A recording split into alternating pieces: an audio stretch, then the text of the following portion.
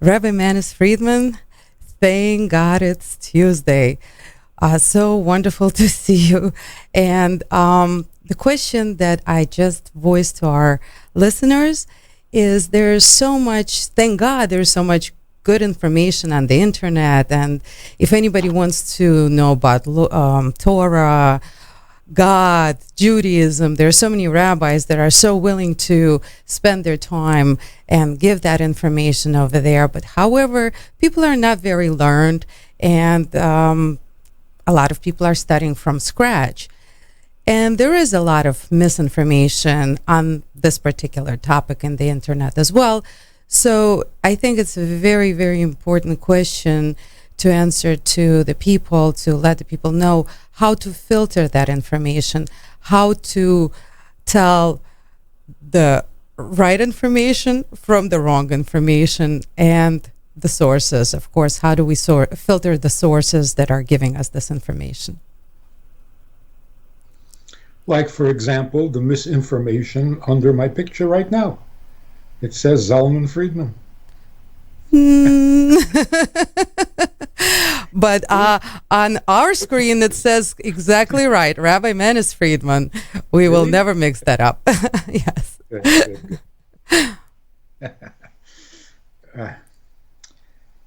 Last week should go down in history as a very, very positive day in America. The day that the Supreme Court changed its immoral position.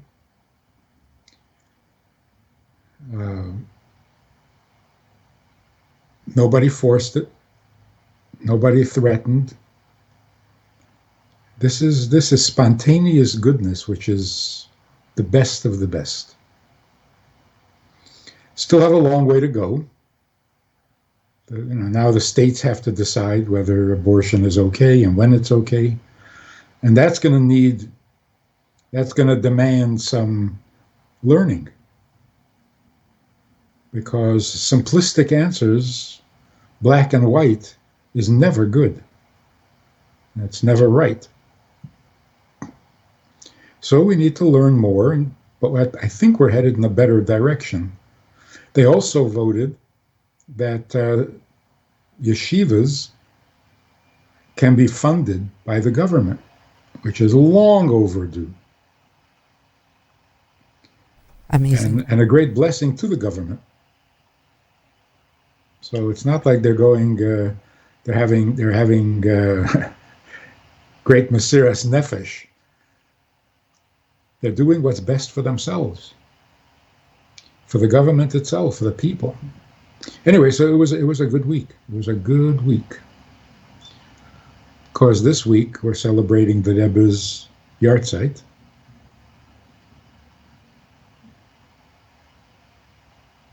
That's a bittersweet. It's sweet because every year the Rebbe's investment in the world takes a step up, gets stronger, closer to the goal. On the other hand, we're kind of treading water. Anyway, so how do we know the good news from the bad news? Because everything is called news. And it's treated the same way. Even the information about the Torah, we can call that news as well. There's the right news and there's the bad news. Because, the blessing of freedom of expression means you can share all your knowledge. It also means you can share all your narishkeit, all your foolishness. So one thing is for sure.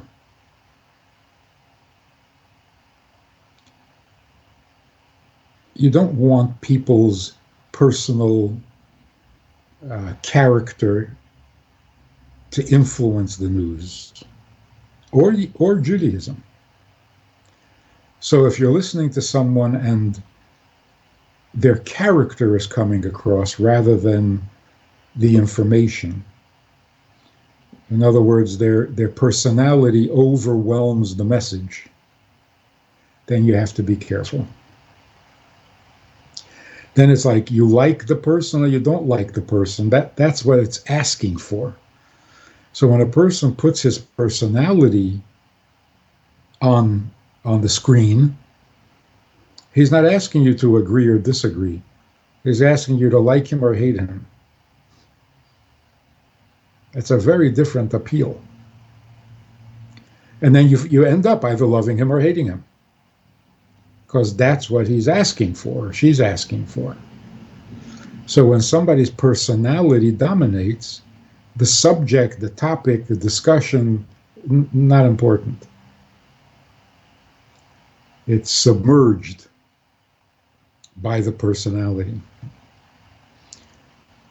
The other thing is, if you're feeling uncomfortable, if something doesn't sound right to you, then it doesn't matter who is saying it. You have to think twice, because the Torah should sound comfortable to you. If it's Torah, if it's the truth, and it's your Torah, the one that you received at Mount Sinai, the one that your soul heard, it should feel familiar and it should feel comfortable. Maybe not easy. Easy is not even a virtue. But it shouldn't feel objectionable. So if something is disturbing you about what you're hearing, be careful and think twice. Re-examine. So trust your instinct to tell you when something is a little off. So think about it. You may be right, you may be wrong, but it certainly needs investigation. The point is, education is not indoctrination. So if you don't really understand it and you don't really appreciate it and it doesn't speak to you, then that's not called learning. To learn means you hear it, you absorb it, you digest it, and it sits well with you. That's called educated. Rabbi Friedman, but how come some people can relate to certain teachers and then even getting the same information, but from some other teachers it feels a little better? Yeah, and you know, one person cannot be everybody's teacher unless it's Mashiach himself. The greatest feature of Mashiach is that he will be able to address everybody, not by speaking in generalities, but somehow, supernaturally almost, he will appeal to everyone's intelligence and everyone's thinking and everyone's intuitive. So there are people who thrive on simplicity. And sometimes people say, well, you want all the simple answers. Yes, some people are simple. This is not a criticism. It's a personality type. They're simple. They don't like complication. They don't like overly sophisticated things. They want to keep things earthy, simple, and true. Simple is closer to true. And that's fine. That's wonderful. And there are those teachers or those rabbis or those educators who are that way. And so certain people will thrive from their teaching. Other people are more philosophical. They want to know the why, the how come. Some people are more skeptical. They want to know, how do you know that? Why do you say that? What about that's how they learn, and that's fine too. And that's why even Moshe, had to appoint 70 elders, every one of them different from the other, so that there were 70 languages in which Torah was being taught. Not literal languages, but like the 5 love languages. So Torah needs 70 love languages for 70 different types of minds, of hearts, of people. And the internet can handle more than 70. There are more than 70. The question is only, is it the real thing? Is it the real thing? Or is it a personality cult? That's the scary part, because a lot of the people will tune in or search without knowing absolutely anything, and they will not know if it's a personality or is it the real deal. So it's very, very hard to filter. Yeah, yeah. That's what we have intelligence for. Unfortunately, we need to be intelligent. If only that weren't necessary, things would be so much simpler. But I had a teacher who was really a great person, a great individual. The way he taught was so different, because most people think this way and teach this way. You start with a thought, an idea. You develop the idea until you come to a conclusion. But this teacher did the opposite. First, he gave us the conclusion, and then filled in the details. There's a certain drama to that approach.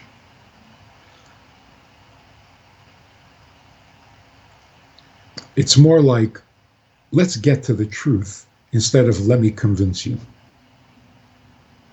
If I start with the ideas and I build them, like, there has to be a creator, because where did everything come from? So let's pursue that. That's very neutral and safe, and everybody can follow.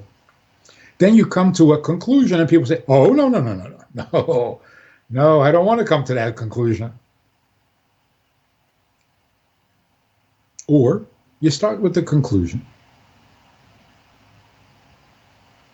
You start with the conclusion, I am here to fulfill the mitzvahs of the Torah. That's it, no surprises. That's what I'm going to tell you by the end of this conversation.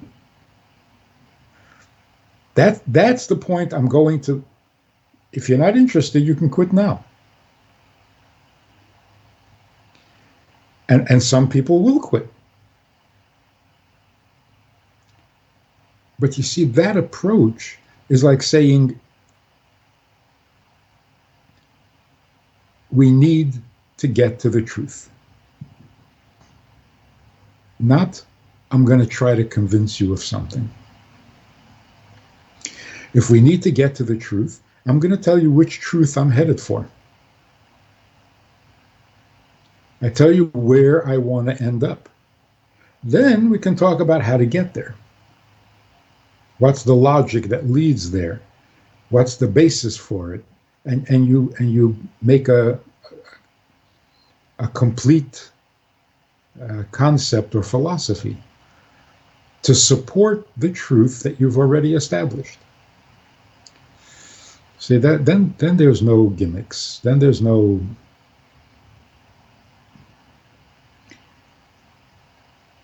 So if you start off by saying, the world is coming to an end, it's going to be over soon, let me explain this. Okay, I'm tuning out. Because what you're trying to lead me to, I don't want to go there. Not interested.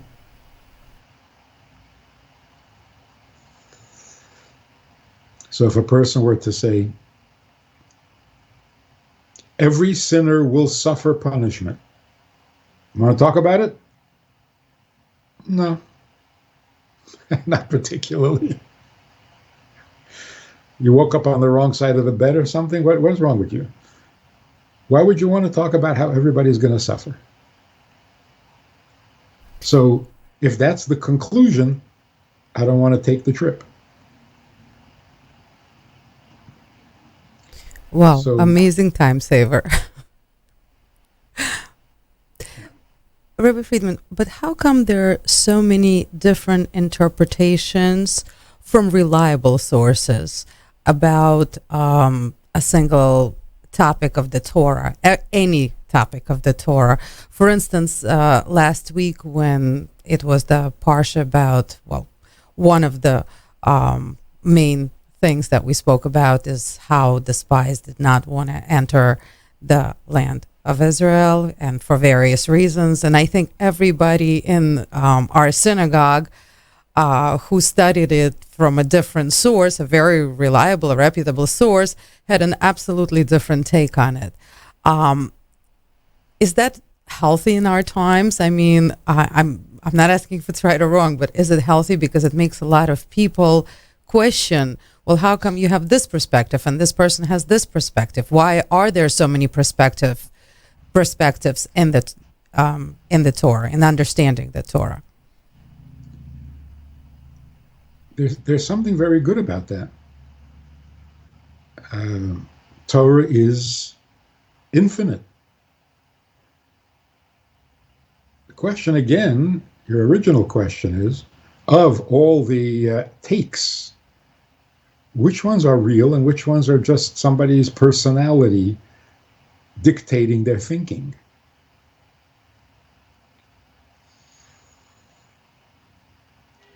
To some degree, a person who has a single message, a one track mind, it starts to sound like that's just his personality. There was a show on public television where they studied the texts of the Torah. It was not Jewish; it was the Bible, and they were studying the story of Adam and Eve.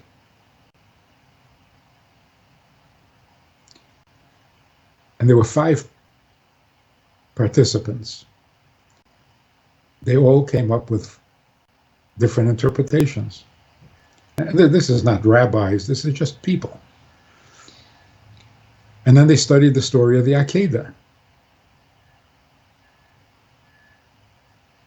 Each one came up with a different take, but it was the same theme for each of them. Like, for example, the feminists in the group, when they studied the story of Adam and Eve, oh, sure, blame the woman, always the woman. They're always getting blamed. And then they read the Akedah. And what? The mother has no say in the matter? God tells Avram to sacrifice his son, and the mother has no opinion? So what's happening is they're not asking themselves, what is the story trying to say? Somebody wrote the Torah, right? The author is trying to say something. Are you interested in understanding what the author is trying to say? Or are you just having a trigger reaction on your favorite topic? So you're not hearing anything at all. You might as well not have a Bible, because you're already a feminist, and all you're going to see in the Torah is feminism. So if there's a one-track mind, then yeah, it's not the Torah speaking, it's the personality of the individual. But the fact that there are so many different interpretations, that is the beauty of Torah. God spoke and everybody heard something divine, and yet not the same. Because divinity comes in infinite forms. That's what we mean. God is infinite. And by the way, what was the story of the spies, as long as we're on that topic? The main question is, what is the Torah trying to tell us? Not how do you feel or what do you think. What is the Torah trying to tell us? If you think that way, then the first most important consideration is the context. If you're just reacting, you're being triggered, then the context is not important to you. You heard a word, that word upsets you, and you go off onto your tangent. What's the context? The big picture. The Jews were slaves in Egypt.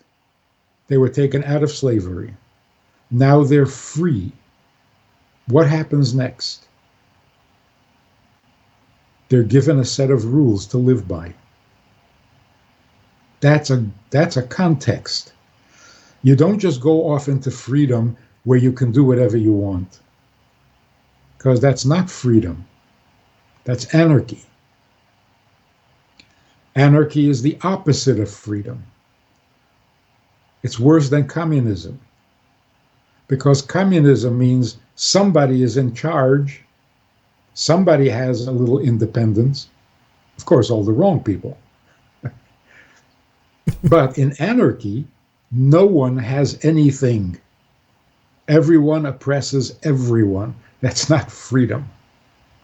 So the next thing that has to happen when you're taken out of slavery is you need to be given parameters for living. So what are you going to do all day now that you're free? So now what is your purpose? In many cases, people who were set free from slavery couldn't handle it because they no longer had a definition for their lives. They knew that they were slaves and that they had certain jobs. Now they don't know who they are or what they are. And so they deteriorate worse than slavery. So God immediately gives us the most incredible mission and includes us in his vast eternal plan so that we are not wandering around the desert wondering what to do. That makes sense. So now food is coming from heaven, water is coming from a rock, God speaks to them from heaven. Very mystical spiritual life. Now it's time to go into the land of Israel. The land of Israel is going to be captured by a war, which means now you got to be soldiers. And when you win the war, you're going to have to become farmers. You're going to have to run a country, build an infrastructure. You're going to have to get your hands dirty and be earthy and not live on miracles. That's a shock to the system. So Moshe says, you know what? Let's send spies. It's not a mystical thing. It's not even a holy thing. God did not say to do it. Let's do this on our own. Let's start taking responsibility. So they send spies. The spies come back and say, you can't do it. Can't do it. The switch from a mystical, detached life into daily physical activity, can't do it. Too big a jump. The gap is too big. So they spent 40 more years in the desert. What is the point of the story? The point of the story is Moshe was not wrong in sending the spies, even though it was a disaster. But the disaster is an expected issue, an expected problem.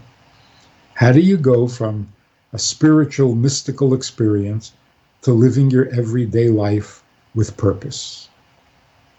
Finding purpose in plowing the fields, in harvesting, in baking, cooking, grinding, building.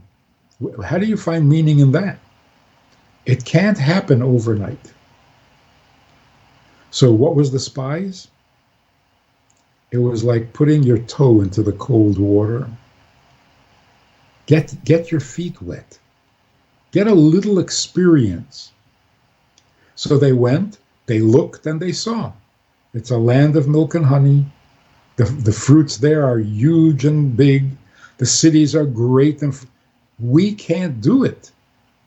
But you see, they got their feet wet. They got a taste. 40 years later, they were able to do it. So was it sad that they couldn't do it immediately? Yes. But that's human nature. They were not evil people. They had just come out of Egypt with 10 plagues. They had just crossed a sea miraculously. And all of a sudden they're evil and come on. Keep things in context. Like the feminist who says, oh, sure, blame Chava for everything. You're out of context. There were no gender issues at the time. Rabbi Friedman, but then this is exactly my point. And so many different people listen to so many different lectures from so many different rabbis on this topic alone. And on Shabbos, on Saturday at our synagogue, I heard, so the spies was about pride. They didn't want to change their status. So the spies were about lack of faith. They did not believe that they'll be able to win over the giants. They didn't believe enough in God. The spies said bad things about the land of Israel, about God's gift to the Jewish people. So there were so many different takes on this just one particular element of Torah, very important element of Torah. Everything is important, of course, when it comes to Torah. But is it healthy to have all these takes from, and they come from very reputable, very learned rabbis, that is it wrong to have a conclusion at the end of the story that pretty much, you didn't give us a conclusion just now, you gave us the scenario, but pretty much everybody tries to have a conclusion at the end of the scenario. This is really, really important. If you're going to study Torah, you got to know what you're studying. This is not Shakespeare. So again, put it in context. They stood at Mount Sinai and God spoke to them.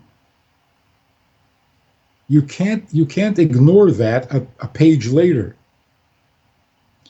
So don't think what you would feel or what you would do. What would people who just heard God speak, how would they behave? Keep it in context. We're talking about them, not about you. And they were different. They had just had a very unusual experience. Stick to the storyline.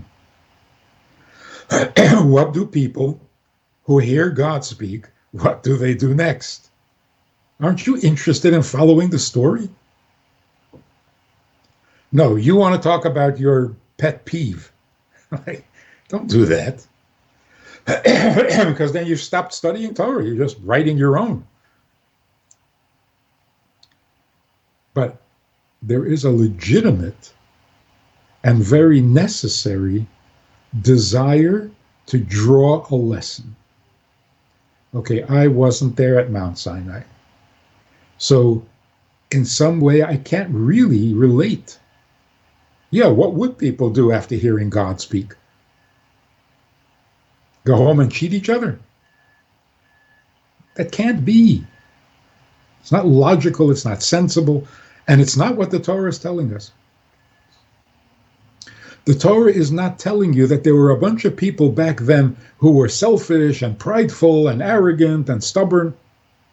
That's just gossip. Why do you need to know that they were bad? But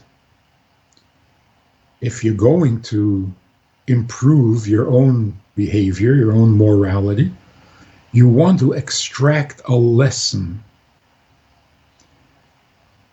Don't say those people were selfish. Those people were very different from you. They had just heard God. Come on. Yeah, but I didn't hear God, so what am I supposed to make of the story concerning my reality? So it is a good idea to say, you know what that makes me think? Makes me think that I should be careful not to be arrogant.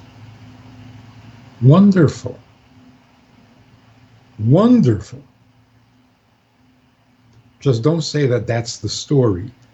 That's the lesson you extracted from the story. But when you turn it into a commentary on the Torah, no, don't do that. Let the Torah tell you what it's saying. Don't tell the Torah what it's saying. So, in the context of people who were just liberated by miracles, taken to God, God said, come, I need you. Be my slave, not Pharaoh's slave. Such people, what would they do? What would they say? And why would they rebel? And come on, keep it in context. Because otherwise, it sounds really schizophrenic. One day they pass out, overwhelmed by God's presence and by God's word. The next day they tell God to bug off. Come on, what are you doing? What kind of weird story is that? So study the Torah and let Torah tell you. Don't dictate to the Torah what it must mean.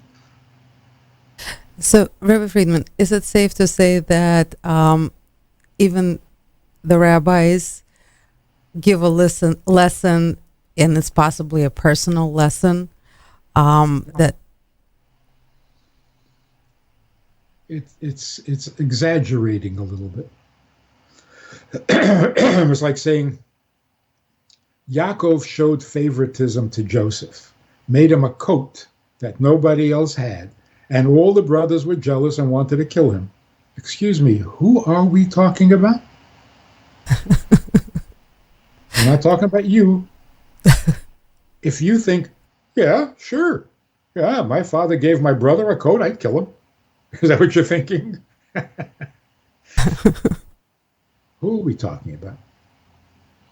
We're talking about Yaakov's children, the heads of the tribes of Israel, who God counted by name over and over again because they were so precious to him. And they're going to kill their brother over a coat? You're out of context. Rabbi Friedman, but everybody is doing it. Absolutely everybody. Right. So this is the problem. You took it. You took the lesson that speaks to you and made it sound like that's what was happening to them. That's not nice. Don't impose your weaknesses on people who don't have those weaknesses. So, yes, again, what lesson can we take from this week's Parsha? Any lesson you take that makes you a better person, fine. But don't make it sound like you know those people and that's what they were thinking and that's what they were feeling. Rabbi Friedman, but is it the point to walk away with a lesson from everything you learn, everything you read in the Torah?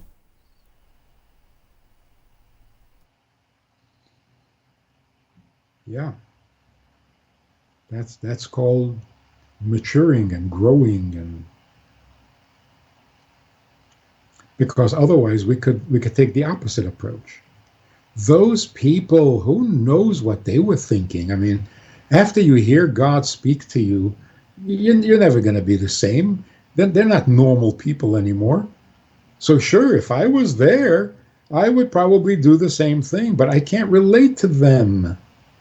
They were holy people. What about, what could they possibly tell me about my life, which is so different from theirs? So now all of a sudden the whole Torah is irrelevant. Well, good for them. They spoke to God. I didn't. So what are you telling me? So these are the two extremes. Sometimes, people say, why was Avraham ready to kill his child? Well, in those days, that's what people, of course, today, nobody would do that. But in those days, people actually believed in sacrificing their children. So all of a sudden, you're thinking context. In those days, at that time, under those circumstances, people were weird, not like us, but only in the negative. They were primitive, they were violent, they were petty.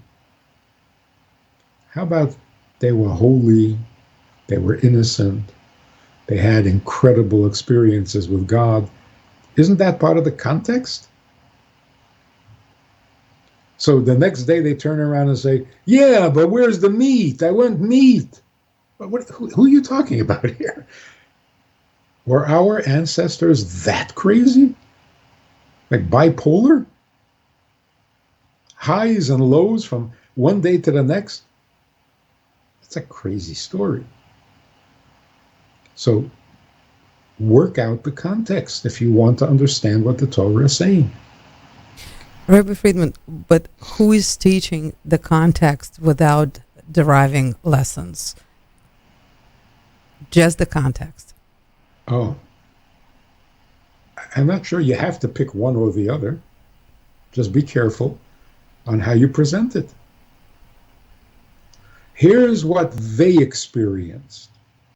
Now, what we can learn from that, so you get both. Doesn't have to be one or the other. A good example is Korach. Korach is from the tribe of Levi. He was given a special job in the temple, but he was not a Kohen. And he got very jealous of his cousin, Aaron, who was the high Kohen, the high priest, and he rebelled. Why can't I be the Kohen?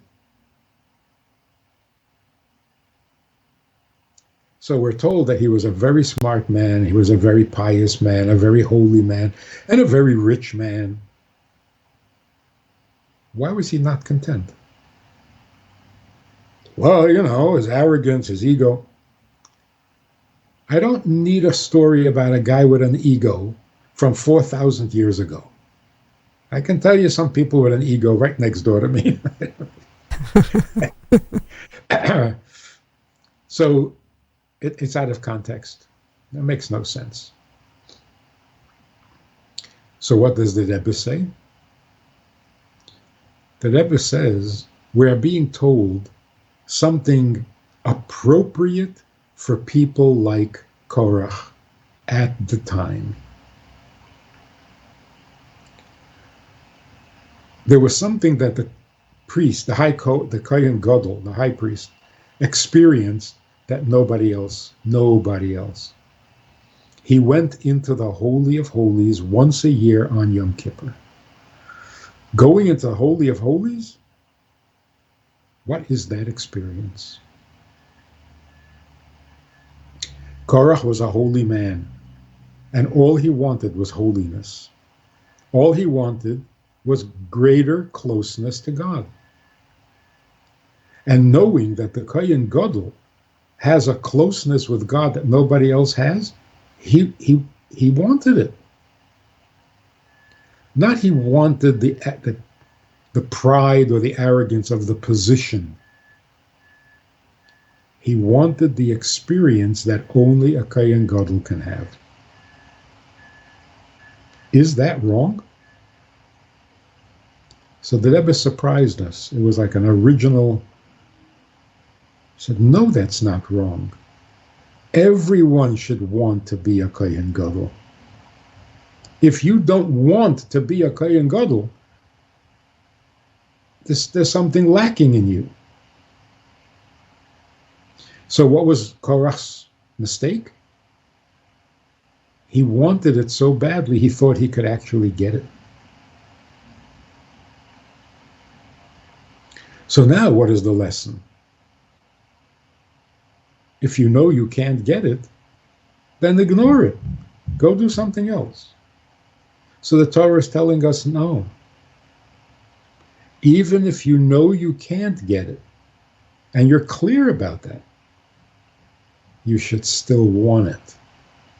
Because what you yearn for is as important as what you get. So even something you'll never have, you should be yearning for it. Because it elevates you. What you yearn, if you yearn for something great and holy, it elevates you in the godliness that you are capable of. So Torah is expecting that a man like Korach, knowledgeable, holy, great, the best of the best, he was supposed to figure this out. But in his mind, it was, who doesn't want to be a Kohen Gadol? You're supposed to want. So why don't I go get it? He was supposed to figure out that you have to want it with all your heart and know that you cannot get it. So now all of a sudden we're being taught a divine lesson, not a psychological evaluation of a man's ego.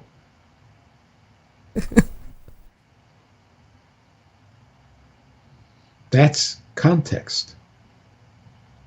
Rabbi Friedman, amazing. I so don't want to stop, but unfortunately, we have such a short but absolutely amazing time this time every week, and I can't thank you enough for this time. It's just, it's magic. You just did the Korah thing. I really want to continue, but we can't. Yeah. So should you not want to continue? It's not realistic. Well, I'll get a few people pissed off, but yeah, I could do that actually. With consequences. We can continue with consequences.